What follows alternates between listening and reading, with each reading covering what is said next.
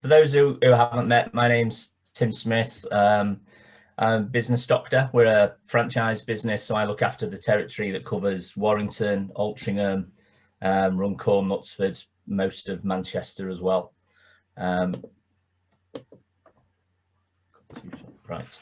So there's this global business called Value Builder, who researched and collated data from thousands of businesses around the world to try to work out what the key factors are that drive a company's valuation.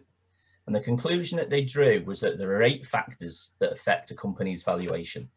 And I'll show you the 8 factors in a moment, but as we're quite limited for time, I'll just focus on 4 of the 8. And I've picked the 4 that most people that have met seem to understand the least. So we've got the 8 factors up there now. So financial performance, which is probably the most obvious one, refers to obviously sales and potential profit. The growth potential, which is all about scalability.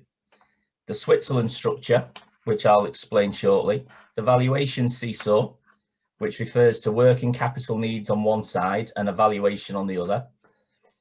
As one rises, the other goes down and vice versa, and that's effectively what that one means.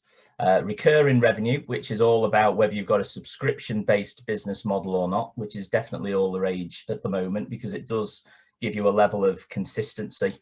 Monopoly control, I've got a few slides on that and it explains a specific strategy, which I'll go into a bit later. Customer satisfaction, and just about every client I've ever met already thinks that they're absolutely brilliant at that one. I've never yet met a client who thinks that they're struggling with customer service. They all think they're above average. Well, you know, clearly they can't all be above average. And the final one is the hub and spoke model. So I'll go into more detail on growth potential, the Switzerland structure, monopoly control, and hub and spoke. So growth potential, it's all about your ability to scale. And going against the natural instincts of many business owners, the key is to sell less stuff to more people.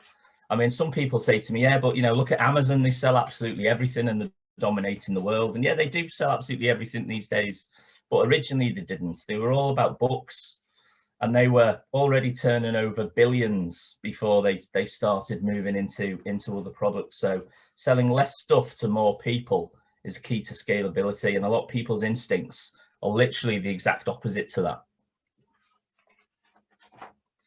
So scaling up requires us to isolate a small set of products or services to sell that meet what we call the trifecta of scale. So that is that the teachable, the valuable, and the repeatable. So many business owners find themselves broadening that list of products and services that they sell to customers, basically based on anything that a customer asks for. They think, oh, I must need to sell that as well then. So selling lots of things to a few customers is a recipe for your business to become owner dependent, because you're likely to be the only person in the company with enough industry knowledge to successfully deliver such a broad range of products or services, to sell less stuff to more people. So closely related to that is a business doctor's process for strategic planning, which is on the screen now, that funnel that you can see. And that area sort of fits into sort of 6, 7, and particularly number 8, really. And I'm sure you can read that yourself on there, so I won't go through all of that. But the strategic planning days we do are all sort of based on this funnel.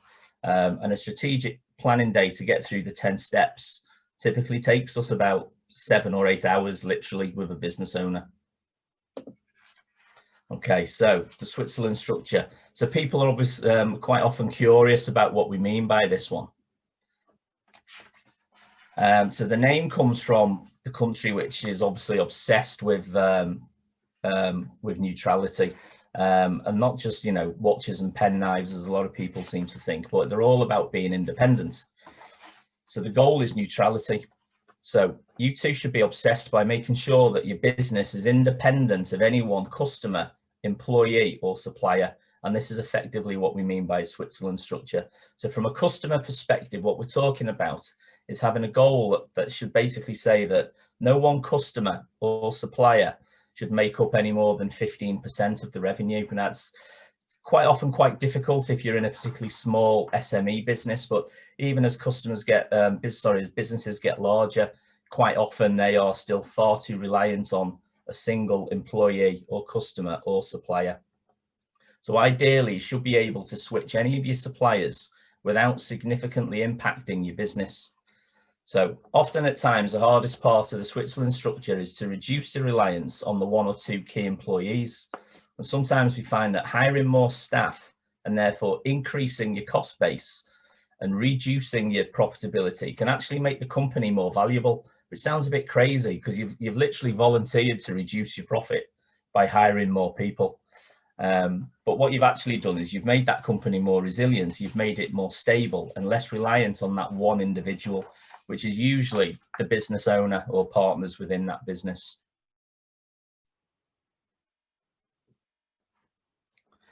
So briefly, before moving on to monopoly control, the recurring revenue factor is one of the most important factors, because if you think about it, if someone is going to buy your company, then what they're effectively doing is they're buying the expected future stream of profits. So if there's consistency in revenue, there should be consistency in profitability. So if you think about companies like Netflix, Sky TV, gym membership, mobile phone contracts, they're all examples of recurring revenue business models, because fundamentally what somebody's buying, they're buying the expected future profit of that business. And these 8 factors on the screen you can see there are all the contributing factors to that.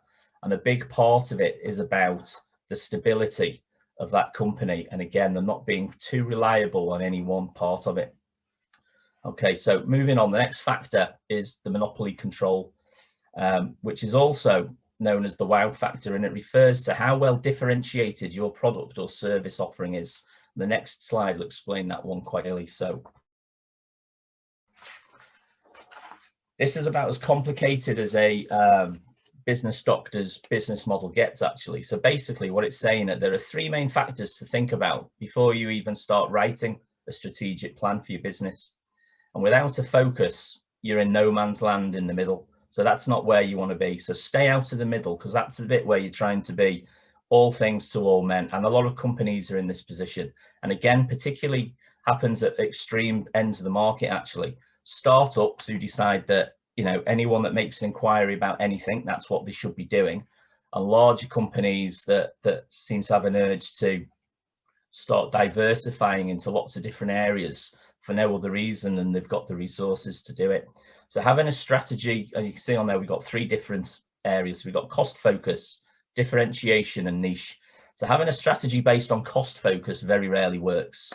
There's some notable examples actually where it does. So Ryanair is a classic being one. So from Ryanair, they always make me laugh because they just go against the grain of everything you normally sort of learn about business, really. But from 2012 to 2020, they increased their customer numbers from 75 million to 149 million.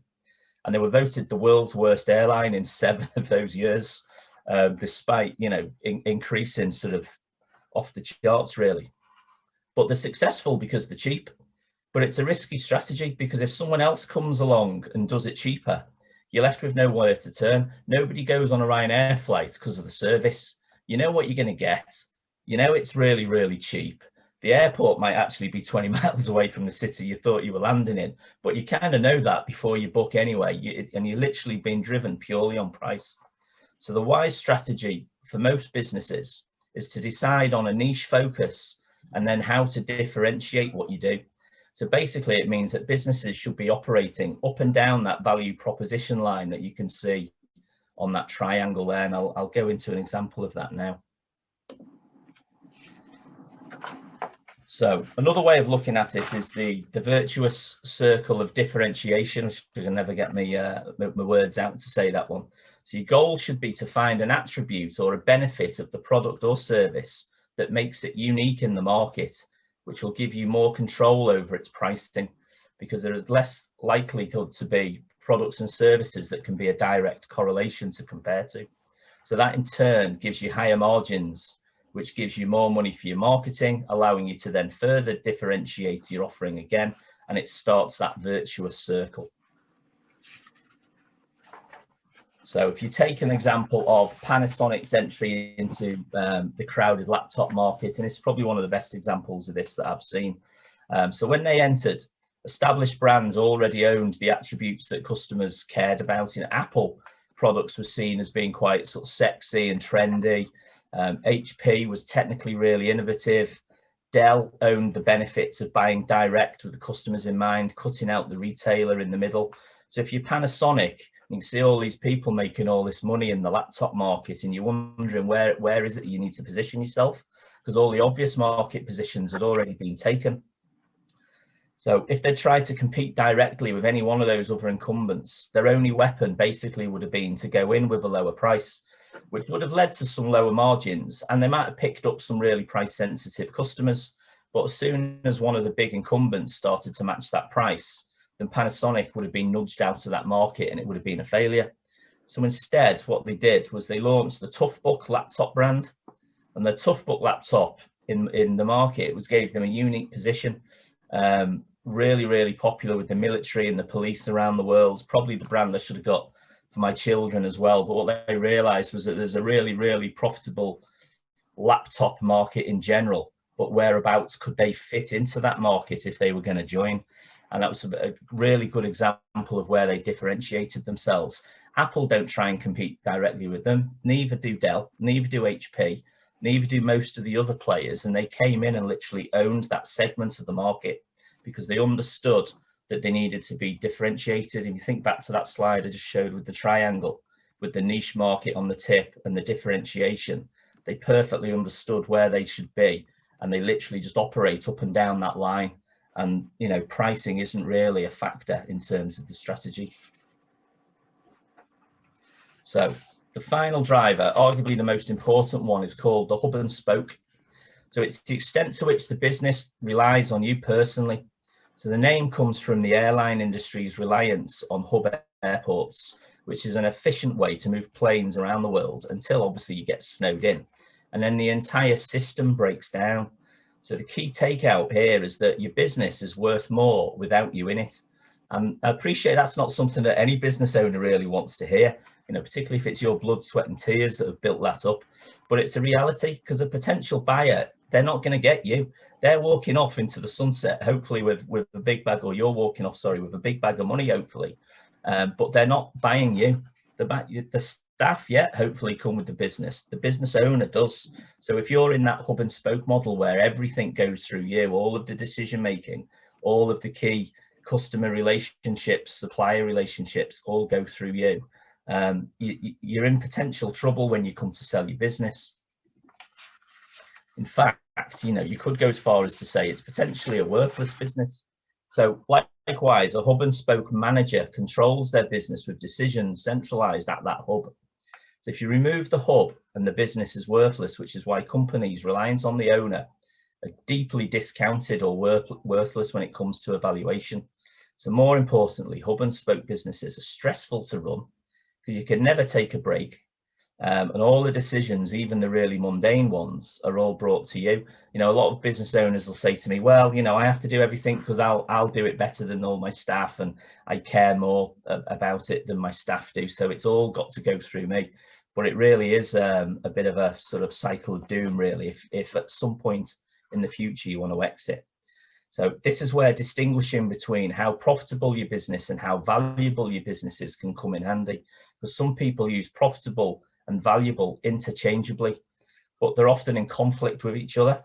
So instead of hiring salespeople, an owner seeking to say maximize the profits would be doing all the selling themselves. And instead of hiring a management team, the owner seeking profit would likely hire the lowest paid staff they can find just to simply execute for them, while the profit seeker might maximize their profits, they'd also be growing potentially what is a worthless business. So if you'd like to learn a bit more about the Value Builder system, it's not actually a business doctor's system itself. It's something that business doctors are licensed to use. Value Builder themselves are based in Toronto in Canada, and have valued tens of thousands of businesses globally over the last decade. And it's a really simple system to use. If anyone's interested in it, it's completely free of charge. I can send a link to either yourself or any clients that might be interested in evaluation. And what happens is it basically will produce a report that will show evaluation. it'll show an index score. So obviously out of 100, it'll show that score